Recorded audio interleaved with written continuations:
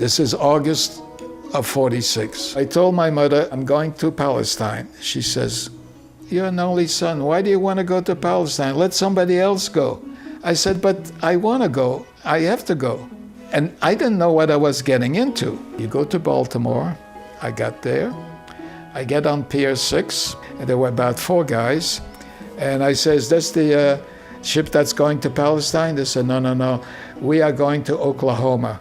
And in my mind, Oklahoma is landlocked. How can this ship go to?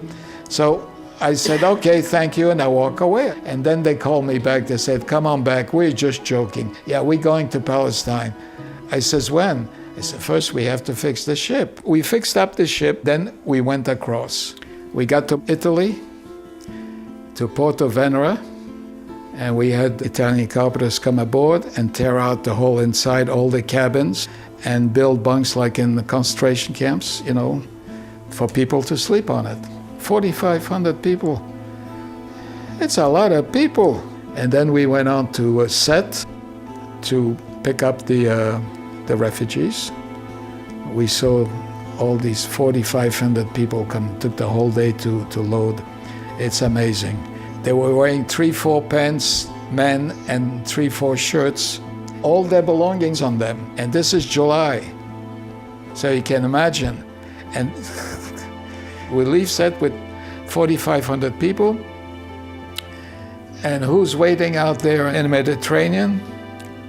British destroyer. They keep telling us, do not try to get to Palestine, we will board you. When they started saying, do not attempt to go, we just brought up the flag, a big sign, Exodus 1947. And we put up the present Israeli flag and brought down the Honduras flag. And we just kept going. The British destroyer. Ram, and then they leave. As they ram, detachments of commandos come aboard on both sides.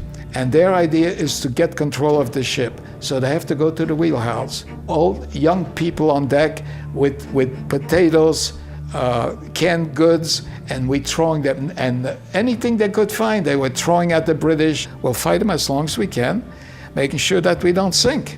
And then after the wheelhouse was secured, we're told to stop everything. They took control. We get to Haifa Harbor. There were 3 prison ships. Each ship got about 1,500 people. So we thought we were going to Cyprus. Mr. Bevan, who was the foreign minister at the time, decided, let them go back to France. Let France take care of them.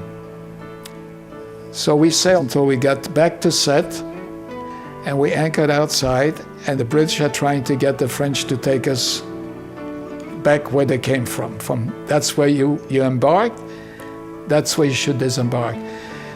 We refused. The French says they don't want to come down, we're not going to force them down. We stayed there for about a month. So after 1 month, Bevan decided, let them go back to Germany. So the ship went back to Germany.